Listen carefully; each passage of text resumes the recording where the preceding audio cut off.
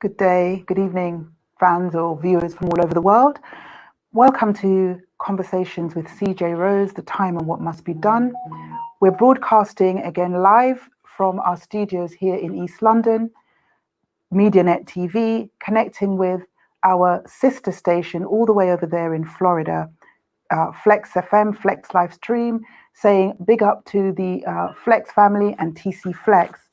I wasn't here last week, but I hope you enjoyed a rerun of our show on health with Dr. Stephen Sally and the ever powerful herbalist Firesteed. The purpose of the show, when it came to me, was to provide information and teachings that I hope will help to benefit someone. We are living in really exceptional times, lots of unrest, lots of distrust, and a lot of upheaval in the lives of many. I myself have lost family members, young and old, not to this so-called pandemic, but through other tragic reasons. So my spirit's slightly flat this week because I am maybe in mourning, and so much has happened, but I have to stick to the remit of the show, and that is to bring information. Before I go into the information, I just want to say that we've got a young lady coming on after the information that I want to put out. Miss Frederica Charles, you're going to hear from her. We've got some very powerful information to share about the power of positive thinking. But before that, if you've heard me on this show, have always maintained, and I make this a continuous link in the work that I'm doing on Conversations with CJ Rose. And we've had an array of guests to share information from all over the world. And there's a reason why I have the topics that I do, because I feel it's necessary. It's been ordained that it's necessary for our people to understand who they are and do what they need to do. But first and foremost, we must understand our basis. We're a people, we are scattered to the four corners of the world. We disagree on many levels in our factions on who we are as a people. And we disagree about our history. But I'm here to tell you today, and I challenge any scholar of history or theology, I challenge any of the subcultures or subcults that we're involved in to disagree with me on any historical or theological data, DNA data, to dispute that we, the Black people scattered to the four corners of the earth, those of us of Caribbean descent, of African American descent, of Brazilian descent, Haitian descent, we're scattered to the four corners of the earth. We are the children of Israel that the scripture speaks of. I was hoping to have we've had two scholars on the show over the last month. One was Dr. Theron Williams, who has done a series of powerful books entitled The Bible is Black History. And we're going to have him on again in the next 4 or 5 weeks, because he's written many, many powerful books. And one of those that we're going to feature on this show is the power or the history of powerful women in the scriptures. We've also had the great historian and documentary producer, Ron Dalton Jr. of Hebrews to Negroes. And they're from different disciplines, but they have arrived at the same conclusion. So as the weeks go on, I'm going to feature more these topics about our history, because it is really about the time and what must be done. And why do we find ourselves in this situation where we cannot rise up economically? We're not able to rise up spiritually. We're not able to rise up against the oppression of the nations which we've been carried captive in. Although the captivity, the 400 years captivity has been disbanded, we find ourselves at the helm of every knee-jerk reaction that the system throws against us, even at the behest of COVID-19 being that our people are most affected, and particularly in the West, because if you look at the figures in the Caribbean or in Africa, it doesn't stack up to the same as what you're having in the US or the UK. So whether you agree with me or you disagree with me, that's entirely up to you. But our people need to understand why they ended up in the predicament that we were in, and we have been in, and what we need to do to come out of it. We were born, we had a covenant with the Most High as a righteous people to create a righteous nation on earth. But our ancestors transgressed that covenant and that agreement. And henceforth, our people, our descendants, went forth into captivity. And we're going to break this down in more detail as the weeks go by. We went into captivity, and today we are enduring the effects of that captivity, all those situations that were upon us because our ancestors transcended the law and statutes of the Most High. So what can we do to reverse that? Well, first and foremost, because we were given the covenant was to be a righteous kingdom, we have to ask ourselves, no matter where we are we in a position to take the helm of this world that is destroyed, the helm of this world that has brought the poor down to nothing, that has destroyed the environment, that has oppressive economic systems? Basically, are we ready to change and write a new history for this planet? Are we able to create new economic systems that doesn't oppress? Are we able to overcome greed? Are we able to overcome ego? Are we able to overcome jealousy, anger? Are we able to overcome hatred and forgive and put forgiveness in our hearts? Are we able to thrive on a higher self of love and not on our lower spiritual self? And these are the questions that we as a nation need to ask ourselves. And there are lots of talking heads at the moment going on about economic reform, Black Lives Matter, reschooling, re-education, get the money, get the wealth. But we haven't stopped to ask ourselves, is if we were suddenly given power tomorrow, will we bring forth a civilization that mirrors what we've just left behind? And that's a question to ask each and every one of us. So Israel, and that's who you are, whether you like it or leave it alone. This is who we are. It is an actual fact. We are Israel. We are the children of the Bible. We are the children of the book, because I know that I'll probably get a backlash about what the Bible is. But let's not play with semantics right now, because if we understand that those books which have been corrupted are history books taken from many other history books that document what happened to us, why we were able to be overcome by a force to date. So thank you for listening, Israel. We're going to go through so much over the weeks to come about our history and what we must do, and on this program. So without further ado, I'm going to bring in my guests, Frederica Charles, a beautiful sister, to talk about the power, specifically as women, of positive self-speak. Welcome, Frederica Charles. Hi, Carol. Good afternoon. Good afternoon. It's so good to have you. Wonderful to be here. Thank you for coming. You're welcome. We have had many conversations. We have worked together. I've worked with many people that I brought on this show, but we've worked together in the past when we did Fashion Slays Cancer. And I've come to learn so much about you and have been following your work, in particular with, you're a health practitioner and also an author, and I would say a motivator. And I know you've written this book, and you wrote it many years ago, called The Diary of a Desperate Mother. And I know you're going to be doing a review of this on the book show on MediaNet. Yes. But first and foremost, tell me a little bit about Frederica Charles. Okay. And we'll go through a little bit about the book. Then we'll talk about your current project.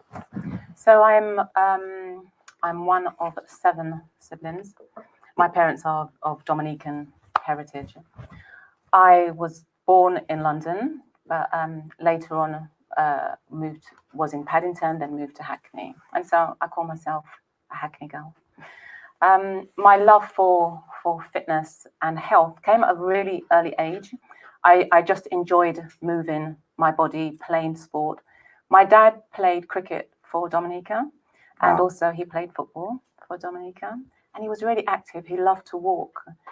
And so I just had that in my spirit from, growing up with him, going to his matches and all those lovely things. So when I left school, I really wanted to either be an athlete or be an actress. But my parents said, no, you need to take this route. And so I took a different route. And many, many years later, I went down the actress route, and I did that a little bit. But between doing the things that my parents wanted me to do and what I really wanted to do, I traveled immensely. I traveled all around the world, really. And while I was away, I would do my health and fitness things. I'd do my exercise. And then the locals, the villagers would come and say, can we join in? Can you teach us? And I would teach them. And I would do it every morning. And then when I came back to London, I thought, actually, this is what I want to do. I want to teach people to be the best that they can in their bodies. I just really enjoyed it, really loved doing it, and enjoyed teaching, helping people to kind of turn things around. So began teaching in a school. After that, I worked as a PE teacher, dance teacher for about 12 years. Then I left that and became a personal trainer. And then I left that, had a family, and now I teach health and fitness. I teach people to be the best that they can be in where they are now. And I've seen you. I mean, you're incredibly. Do we reveal the age? No, yes, I'll let you do that. It doesn't matter. I'll let you do it. I think I've got you at 56. Yes. There you go. Yeah. There you go. So we're going to go into this whole positive self-speak, positive self-affirmation that transcends so many barriers. Yes. But first of all, I remember I designed an outfit for you when you got an award for this book. Yes. And when I haven't read it yet, but I remember we sat and you talked to me about why you wrote the book and your experiences and how you've helped other people. Tell me a little bit about Battling Eczema and Allergies, Diary of a Desperate Mother, and why you wrote this book. And that's your lovely son, on who was also in television. Yes. On the back of that. Yes. So I had my son in 2001, and very quickly I knew that there was something wrong. In that his skin was really dry and peeled and got so red and got a lot of bumps on it whenever I fed him. So I breastfed, but whenever I fed him, his skin would get so irritated. And so I knew in my spirit that something wasn't right with his skin. And then I thought it was my breast milk. I thought, oh gosh, what is that? What is it that I'm eating that irritates him? Anyway, it quickly showed that he had very, very extreme eczema. And so his skin would like totally shred off. It would be, the top layer would go and his skin would just weep and stick to the bed and stick to his clothes. So it was a very frustrating time because I didn't know much about eczema or allergies. I just thought if you have eczema, you put moisturizer on it and it's okay. But it's a much more aggressive vicious, it's a bit more aggressive skin. Absolutely. And it is to do with what you eat, the atmosphere. It's to do with so many things. And the reason why I wrote the book is because I became so frustrated with the help that I was given. So the doctors would say, have some steroids, have some moisturizer, have some antihistamine, have some sleeping aids for your son, and we'll just manage it. And I thought, well, this can't be the answer. You can't just do that. It has to be something that's happening on the inside. What can I do that will heal him.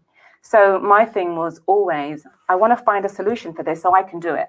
I can actually heal him. So I won't do those things that the doctor said. I'm going to try another way. So I tried through his diet, through his atmosphere, through...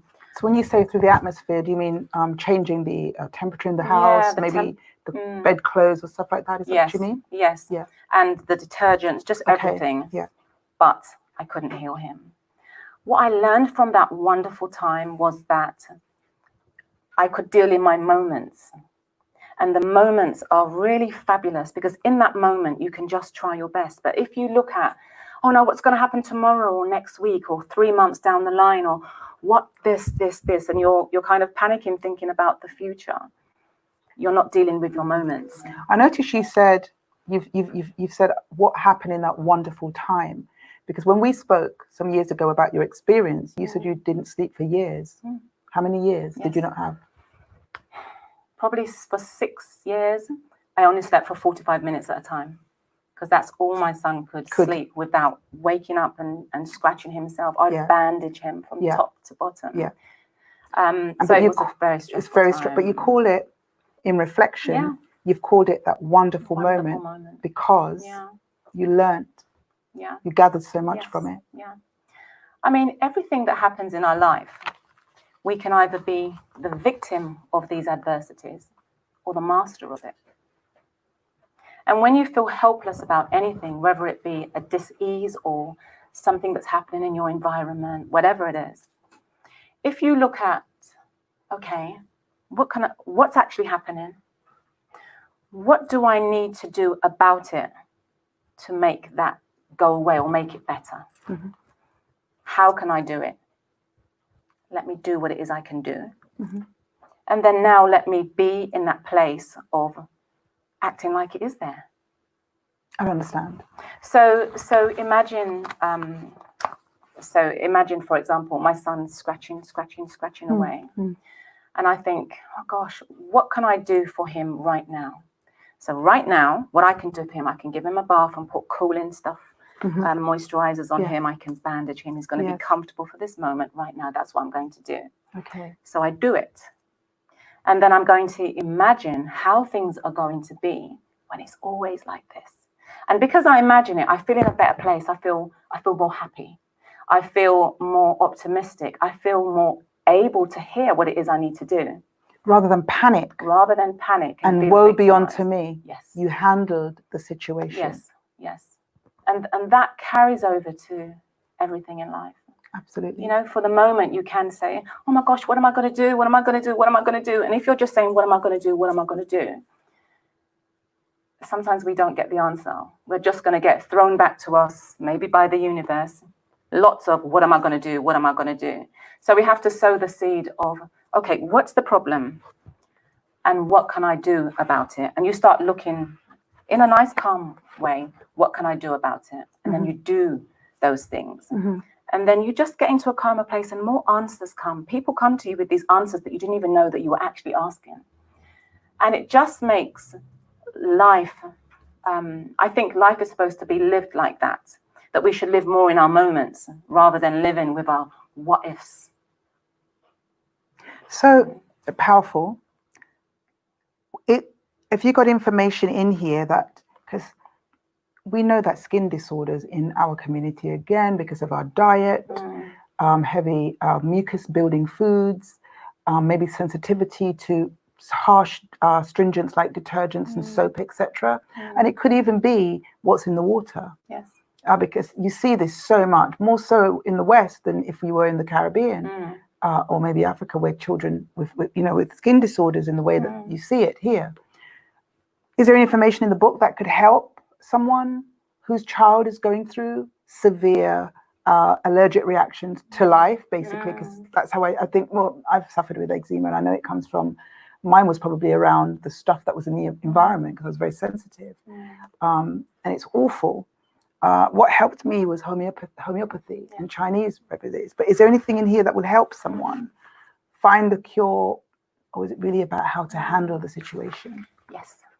I believe that in the book and in all that I teach is that You have to make your bubble, your world, fit you. So for my son, it was, I had to make sure, as I was breastfeeding in the first year and a half, I had to make sure that I was eating the things that actually helped him, that didn't irritate his skin. And I just, you know, a woman's intuition, a mother's intuition, you just know. And so I made that the best it could be. I stopped using detergents. I started washing with a very mild soap and rinsing it over and over and over so it was clear. I started making the house harmony, you know, making it harmony. Being calm around him, even if I felt like, oh my gosh, what's going to happen? Trying to be calm around him and happy around him, and not just concentrating on what battle that I was having with his condition. That must take a lot of self-control, because were you a single mother at the time? No, I was married. But you dealt with most of it yourself, basically. Yes. Yeah. And I know what it's like to have a new child. We all do, right? And I remember what the problem was for me that caused me to tip was sleep deprivation. Yes. Sleep deprivation is a very debilitating effect of having a child. And I think basically the reason why we have to cope with this stuff on our own is because we're living in a Western society, and in our tradition, it wasn't the case. You had an army of midwives that would stay with the woman to a certain, until she was ready to be able to repair her body, repair her mentality, and deal with that child. But we are not. We're isolated, holding on to Western culture. So everything about our demise has worked against us, even how we nurture children after, in childbirth. And you were married. Many women have to go through this, or men on their own. So absolutely, because if there was I remember my mother was around so much, and I don't know what I would have done without her for my 2 children, and I was married. And even then, sleep deprivation was just crazy. So to have done that for so many years shows the power of what you believe in your life and how you practice life. Because I know when you spoke to me about this, I was just like totally like, how did you do that, having experienced eczema? Yes. So tell me about your new project. Tell me about why we had this conversation and why you're here, because I think it's very powerful. So my new project I'm working on at this very moment is really the power of the mind, which then is the power of your tongue, what you say, and how that affects our body so much. And one of the reasons, and this wasn't even from doing lots of reading, this was just from something that I do in my life. So for many years, I've always said, I don't get a cold. So my household could be full of people that have colds. Where I'm working, everyone's got a cold. And they'll say, oh no, don't come near me, you'll get a cold. And I say, oh, I don't get a cold. I don't get a cold. And I wouldn't get a cold. And even if I could feel the effects of a cold coming, remember, I don't get a cold, you need to leave my body. I just wouldn't get a cold. And so I began doing different things in my life, like saying I was going for a job that I wanted to go and work on the cruise liners. And I just applied for the job, told myself the story that I got the job. And I saw myself on the ship and saw myself doing what it was that I imagined I'd be doing on the ship. And then it happened. And I taught my son these things. So when he was very little and he would say, oh, Mom, I'm going to tell you this most amazing story. So I said, I took my son to see The Lion King for his birthday, 6th birthday. And he said, Mom, I want to be on that stage. I want to be that boy. I want to do that. Can I go on there now? And I said, no, we can only watch the show. We can't go on the stage. These are actors. I want to do that. So after the show, we spoke about it. He just couldn't get that out of his head. And so I found him a drama school to go to just on a Saturday. And to cut a long story short, 9 years later, he was in The Lion King. He was on stage. He was Baby Simba, Yes. that massive musical, which is Broadway all over the world, The Lion King.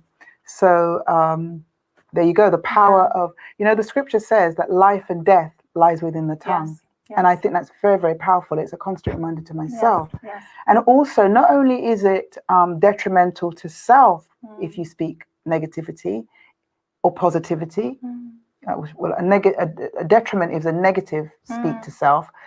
But also, if you're speaking into somebody's life, negativity or positivity, that is very, very important. And what I spoke of earlier, as a people, we are very, very cruel to one another, based on, because we're still operating on a lower self, lower vibration of jealousy, envy, pride. All of these emotions, negative emotions, produce negativity in oneself. In particular, jealousy. It is written that jealousy is the mother of murder, and we know that with the story of Cain and Abel. He slew his brother because of jealousy, and that's that. Whether it's true or not, that parable is so important. To be at the end of a jealous tongue. You can actually inflict harm on someone. You don't have to see them by speaking and thinking negative things about them. So tell me, I know we spoke about when women become, or anyone of a certain age, and I think you look fabulous. Thank you. We're in the same generation. You look fabulous too. That's what sisters do. We love each other. Yes. So thank you. Speak that we do to ourselves after a certain age. You know, the ancients, we are babies compared to the lifespan of our ancient ancestors. For instance, I think Noah lived until about 800, 900 years. And this is fact, because our environment, our world, our thought, our ability to ascend to the creator in our thinking, or reach our higher self, was more powerful. We hadn't, I hate the term, but I'm not going to use sinned, I'm going to say transgressed, because I think because of Christianity, the term sinned has been touted about and nobody actually understands what it means. So our transgressions weren't as many. So what is it that we do to ourselves when we get to a certain age? So one of my passions is to work with women, men over 50. Yes. Because it seems to be, this is something that happens that we're told so often in the Western world that, these chronic diseases, they go hand in hand with old age. It's just one of those things. In fact, chronic diseases, diabetes, obesity after menopause, we all put on weight after the menopause. Cancer, predisposed to this, to that, to that. So somebody goes and goes to the doctor because they're not feeling too good. They've put on weight, they're having some symptoms. The doctor discusses it with them and they're told, you're pre-diabetic. So watch what you eat. Here's a sheet. Go away, change the way you eat, and perhaps you won't have to go on this medication. Maybe 3 months later, they go back and they're now put on medication. And they're put on medication like there was no other way. And it's accepted. They accept it. I have diabetes. It runs in my family. My grandma have it. My great-grandma have it. My great-great-grandmother have it. It's in my family. It's in my genes. So of course I'm going to get it. And so that's a way of saying, it's okay, I've got it. It's nothing to do with me. It just runs in my family. It's tough that we have these genetics. So we need to learn a new way to say, okay, I've been told I have this. GPs want to put me on medication. What do I want? What does it mean if I'm diabetic? What's happened? What can I do to fix it? So you ask yourself the question, what's wrong? I've been told I'm diabetic. Okay, what do I need to do to change so I'm no longer diabetic? It's all in our food. So, that story that you've just told, or the ideology that you're speaking of around belief kills, belief cures, I've experienced very recently with my mum. My mum has a history, they say, I don't want to say it, but of high blood pressure and quite recently heart problems. But our elders, they just wanted to go to the doctors. Yes. And we've been working with her to get her out of that mindset, because this is a mindset. And what I say is that when you go to the hospital, I think they give you clinical prophecy, is what I call it, because they don't actually understand what's going on, and they tell you have something, and then the belief sets in, and then you put yourself into that space. So very recently, my mother was rushed to hospital. To our horror. And obviously what's going on now, you're not allowed in the hospital to see her. So rather than leave her there, I took myself, or we can't go, but we'd go and say, can we see her? Or we'd ask questions. I started asking questions that kind of disturbed them slightly. They would come out and see us in the corridor. I'd phone up, and so it was constant hassling and gnawing away at them, so they know that she's got someone looking out for her, and we actually know stuff. But what happened was my mom actually took charge of the situation, because what she recognized, that while she was there, she never saw her cardiologist in the 2.5 days that she was there. She never saw a cardiologist. They gave her morphine, and we have to be very, very careful of this, because we know the stories that is going around where there is an intent to reduce the population of the elders. And when they're going into hospital, morphine has been dispensed at a rate that is not conducive to the elders' biological system, and they're not to be revived. So my mom had spoken to her doctor not about maybe weeks before about because of your age, if you go into a cardiac arrest, you're not going to be revived.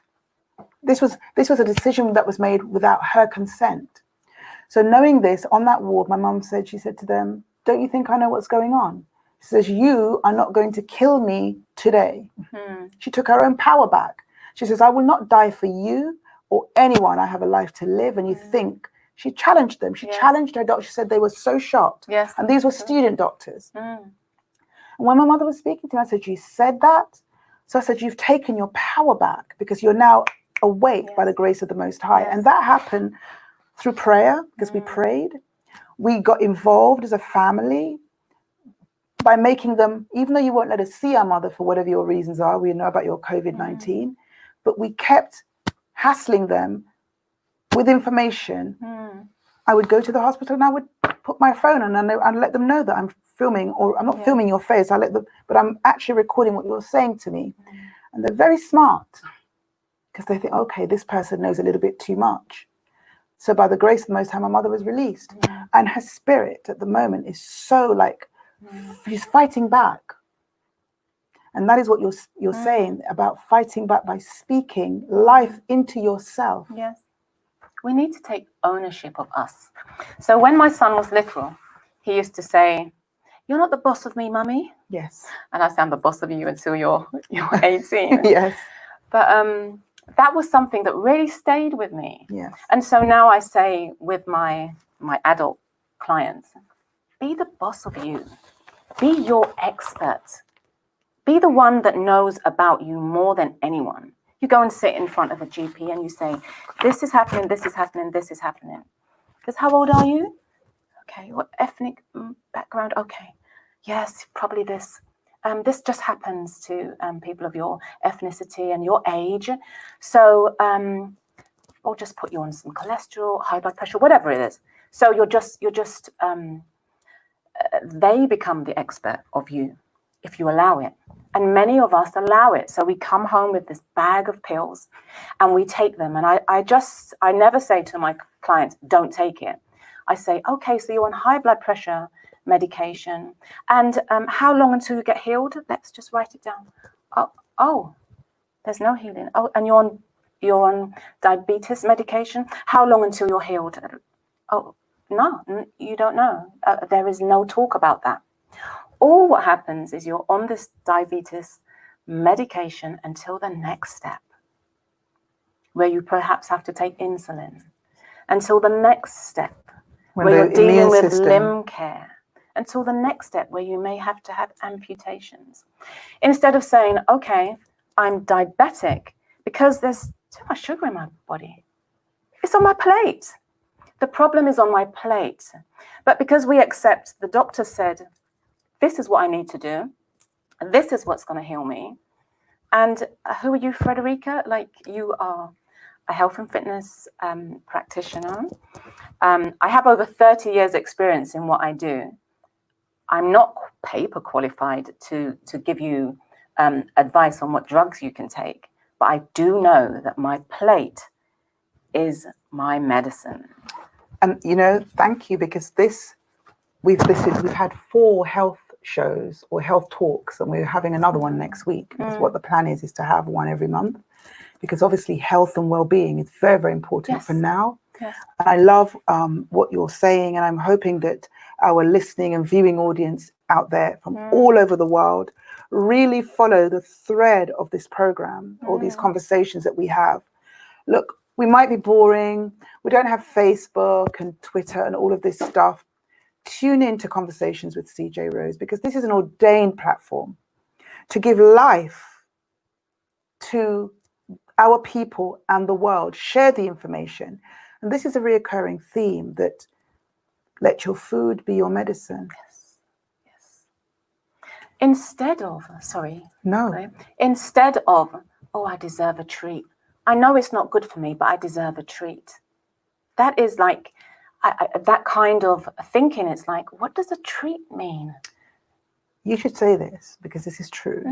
During lockdown, my diet, my meditation, my discipline was the best it's ever been. Yes.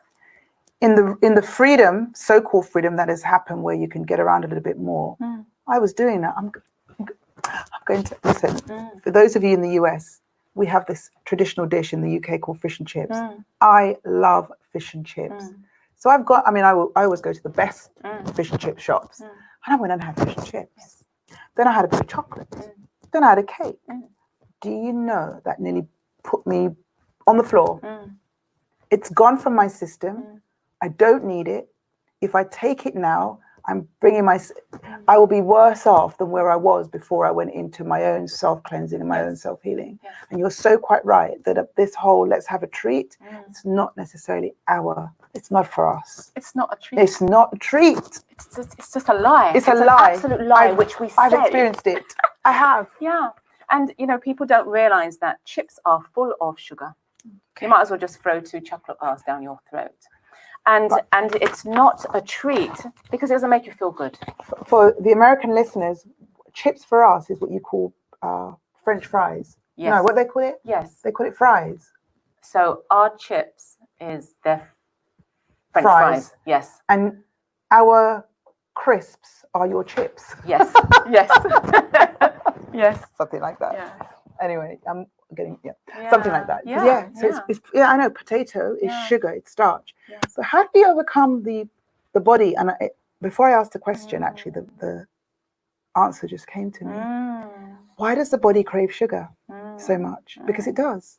It craves it because it's got it in there already. So when we have a lot of when we're having sugar, it's like I need some sugar now. I just need some. I can feel it. I'm getting flat. I need it. You have the sugar. You get this high, then you slump, right? But the only reason you have it is because you've already had sugar. You've had sugar in your constant diet. If you go 21 days without sugar, you do not crave it again. Because when we have a lot of sugar, we can grow things in our body. I suppose it looks a bit like a broccoli. Yeah, and parasite. And candida. Candida albicans. And candida we've got to do a program on that. Yes. So, Candida is fed by sugar. That's right. And it wants to live. So when it's saying I want sugar, it's that part of your body, those things in your body saying I want to live. If you don't have sugar, you kill it. And sugar feeds dis-ease. Sugar aids inflammation, grows fibroids, grows cancer, feeds disease, rots your bones as it rots your teeth. You see how it rots your teeth? That's rotting your bones too. It causes sleeplessness. It causes too much blood sugar into your body. So it causes dis-ease. So we think it's a treat because we're craving it. But if you just come off it for 21 days, see if you're going to crave it again. Because you might say, oh, I fancy a bit of chocolate. And you have a bit. And you'll say, my gosh, that is so sweet. And you don't enjoy it anymore. You go and find yourself some life-giving food. And even if you're somebody that loves chocolate, get the best chocolate. I agree. Get the best chocolate that money can buy. Which doesn't actually taste as nice as the horrible one because it's got higher cocoa content. Let's go back to Candida albicans. I learned this from my nutritionist probably 20 years ago, what it was. They're parasites that live in the intestines, that lives in the body. There are good bacteria and there are bad bacteria. Candida albicans, bad bacteria. Yes. And a lot of women suffer from this, Yes. causing bloating, causing the sugar craze, because it feeds on sugar. Yes. You think you want sugar, but it's the parasite, it's the free radical saying, I want sugar. Yeah. You go in, you eat the sugar, and then it's all disaster in your body. It causes bad mood swings. It causes dizziness, brain fog. So it just begs to differ. All our diet keeps us away from our true spiritual alignment. Absolutely. Absolutely. That's why we focus so much on diet here on Conversations with CJ Rose, because it's so important for us to first cleanse the system and eat spiritual life foods, especially now, before we can actually take that journey into spiritual alignment. Yes. We need to eat to live. That's right. Like we need to eat to live. So we need to look at what it is we're eating and what it is that food's going to do for us before we invite it into our bodies. Yes. Like it's almost like we need to be very careful and very, I suppose, very aware of what it is we're putting into our mouth instead of just chucking in, and you don't even know what you're doing. You're just chucking in. Yeah. So we need to be more mindful about what, I know this is a really fashionable word, but we need to think about what it is we're doing when we sit down and eat or eat on the run. We need to think, what am I doing? How is this going to help the arthritis in my knees? And you taught me this about not snacking. Not snacking is a really powerful discipline. Yes. And it works. Yes. Yes. So how do you eat? I intermittent fast every day.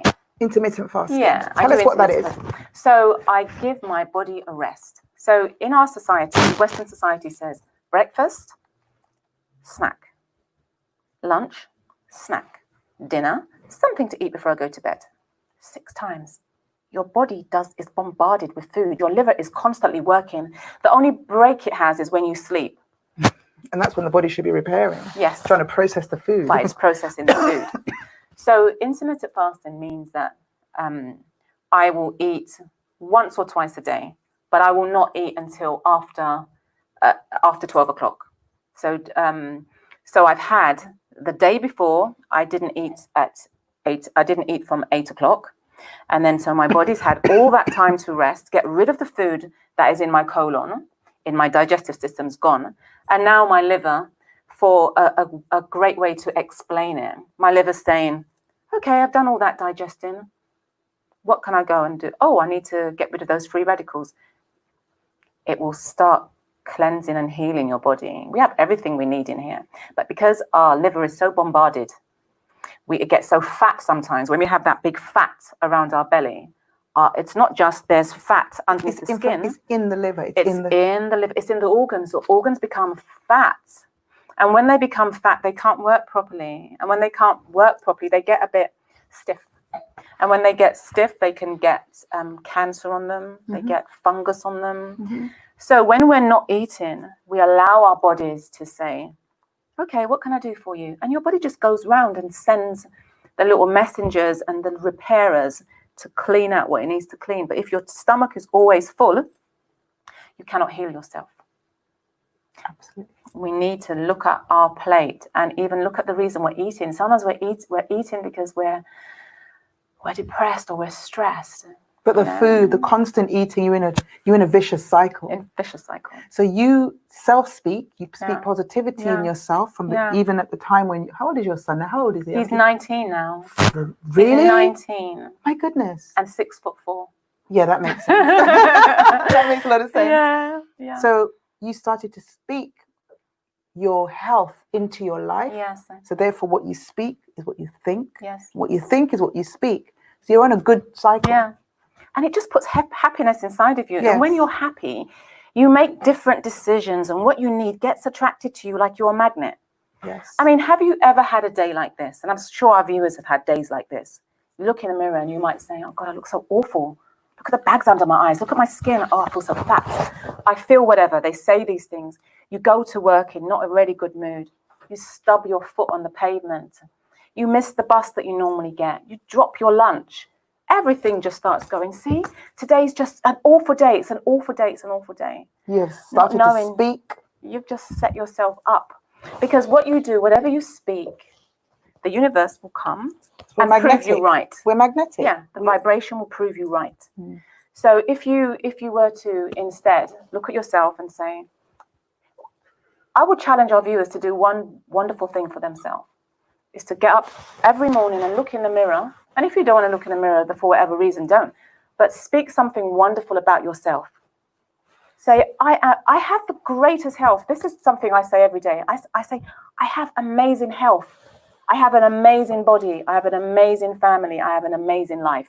I say these things, even if I'm not feeling it. It takes a lot of discipline. And this has been my mantra for my life. Hallelujah. And, you know, it goes back to a revelation I had during lockdown, during my fasting and praying, that the current doctrines of religion that we have been so familiar with in our community are false doctrines, because it holds us down and away from the power that we have within ourselves. And when I said this, I ruffled a lot of feathers, because I named some of those doctrines, and I'm not going to do that today because whatever.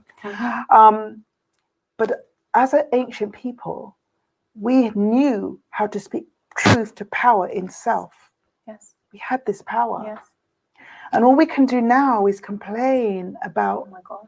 We complain about so much, and we don't take ownership for our wrongs, but yet we want power. And because we are not like everybody else as a people, we are very different people. We are not the same. We may look the same. We may walk the same, but where we are different from everybody else is that we are under a covenant with the Creator. And that's to be his people on earth, that sets forth his kingdom of righteousness for an example for everybody else, or i.e. the Gentile nations. That is why we're different. Take it or leave it alone. And I encourage everyone to study this, to go and look like a child, to cast off what you think you know, go on a journey to really discover who we are, the true power that we carry, and why we should know all the things that you've spoken about. Understand that, let our food be our medicine, not thy medicine, thy food, and certainly not the big farm medicine coming from the big farmers. What's next for Frederica? I know you're saying you're writing another book. Yes. So, I mean, I've been trying to write my book for how long? Do you remember when you said to me? You know, it doesn't matter, because when the time is right, the time is right. Yeah, I stop. I'm like, who wants to know? But that's negative talk. Everybody wants to know, because even if the story helps one person, it is worth it. Yes. Yeah. And because it's something there in your belly, it's what you want to do. Yes. So again, you look at what are the obstacles, and that little voice that says, who wants to know? It's like, well, actually, I want to know. I'm going to put it down on the paper, because sometimes we can say things on one day and we can look back and think, whoa, did I say that? Yes. Did I say that? Yes. You know? So what next is for me is to continue with that book, continue doing the research. What's the name of the book? What will the book be called? Well, can you say, or you don't know yet? I haven't found a name for it yet. Okay, I like that. Yeah. So you write it and then the name comes. Yeah. And I'm writing a series of children's stories. Yes. And that's very exciting. It's with, at the moment, it's with my illustrator. His name is Ollie. I'm not going to say his name. You might not ask me. You might not want me to say it. But he's an amazing young man who you will hear more about. And he's an amazing illustrator. And he knows what a fantastic gift he has. And talking about that thing where you say what it is you want. I was looking for an illustrator for a long time, but saying, oh, I can never get the right illustrator. I can never get and then change that. I'm going to find the best illustrator for my book. Went to a 60th birthday party, was speaking to somebody and happened to talk about my book. And he said, oh, I know a great illustrator you might want to talk to. By the 2 days later, we were on the phone and he was at a meeting with me and he's now my illustrator. I've had those experiences. So it depends what you say, because it's almost like if we think of all our words as seeds, like just play with it. If you think it's not the truth, play with it. and just say what it is that you want. Don't say, I want, I want, I want, I want. Because if you say, I want, I want, I want, I want, you're always going to want. Yeah. So it's like, I have great health. I have the amazing ability to do the things that I want to do. I possess this. And when you say it and you build your own movie in your head. It makes you excited. Do you know, if we were to take the time to study, we had Dr. Theron Williams who talked about the hermeneutics, the interpretation of scripture, because these books are not to be messed with. If we were to cast off how we were, the way we were told to interpret these scriptures, we will recognize that the one you call the Christ actually teaches this. That's what he taught. Yes. He taught the power of self, the power of positive thinking, and the power of giving, the power of living not for self but helping others. That is what he taught for the upliftment of the community and humanity. So where did we go wrong? Yes. One of the most wonderful verses in the Bible, and I say one of them, is ask and it shall be given. If you believe it with all of your heart. So you ask, you don't keep asking every day, you ask that once. And having the faith. And now you live like you got it. You live like you're there. You live like that cancer's gone or the diabetes gone. You live like you've lost that weight. You live like that, because often we say, when this happens, then I'm going to start doing this. It's almost like, then I'm going to start living my life. So we wait for something to happen. But what if you just told yourself the story? It's happened already. I'm right here.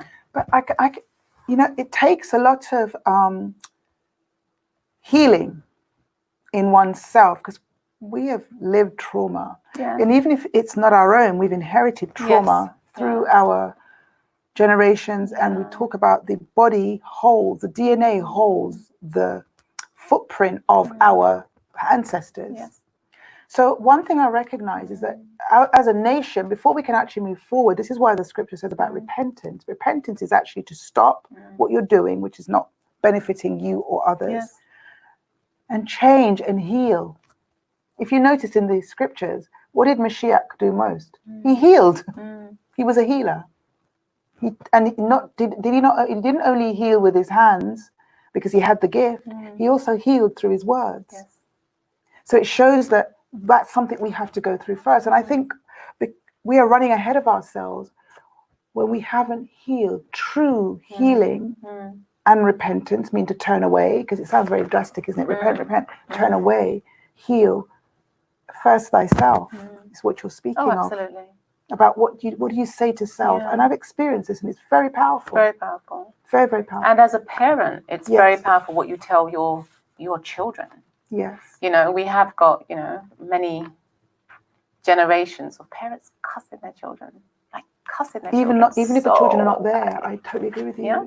And so wow. I had decided for my son, because sometimes his skin was so sore, bless him. But he was little, he didn't really think about the things that you think about when you're a teenager, right? So at this time, so I would say, you are so handsome. Look at that beautiful skin. Look how clever you are. Did you just sing that note? Oh, you sound beautiful. I would just tell him stuff. He tells me things. He would tell me stuff about myself. He'd just have that. He has that nature. So he speaks healing in everything. And if he hears something that's negative, he picks it up straight away and he says, I reject that. He just does it without even really thinking about it. He's like, no, I don't want that. I reject it. I'm not having that one in me. I don't want it. Take it back. Yeah. Hallelujah. You know, look at my sister. No Botox. No makeup. No makeup. 56. I wouldn't do it to you, stand up, and you've got the most amazing physique, because the love and the wanting to love and the wanting to show and give love resides in you. You can see it. So we have, and I love you. You're my sister. I love you so much. And I love you so much. And that's so beautiful to say. I know, giggling, because that's just what we do. And it makes you feel great when you say, and when somebody says it to you, it's just this wonderful healing words. Yes, beautiful. Absolutely. Love someone. I'm getting told I need to look at you. It's live, everybody. We are live on Conversations with CJ Rose. We like live because I believe live is heartfelt. So the viewer and the listener, they observe our mistakes. Why not? Oh, mistakes are beautiful. Beautiful. Mistakes are life. Yes, absolutely. Yeah. Why coat it up? Yes. We've seen enough of that. Yes. We've had enough. We're living in a time now where what is real? Yes. And I hope that this type of communication becomes the way of the future, where it's real, because too long we've lived in television land where everything is coated, spin doctored, and carried us away in our thinking, so we cannot decipher truth from falsehood. And when you're in that state, we're in trouble. Yes. We're in trouble. So I am looking forward to the book. I'm looking forward. Where can we find you? Because I don't know if it's running across the screen. Yeah. So you can find me. You can, if you're over the world. Yeah. So Freddie.Charles. No, FreddieCharles.co.uk. Find me there. Simply. Yeah. Yes. Find me there. I am looking forward to taking. You're going to do a 6-week plan with me. I'm going to do a 6-week plan with you, Carol. I'm looking forward to it. So you've all witnessed the start of it. And I'm hoping to transform, not just physically, but mentally, because I exercise a lot. I run a lot. That's just what happens to me. And I'm a meditative runner. I cannot have anyone with me because then they disturb my flow. And I do about 5 miles a day. And I do it in a meditative state. I have to look down. I cannot look up, because if I look up, I know how long I've got to go. And I'll think, I can't do this. So I have my own process.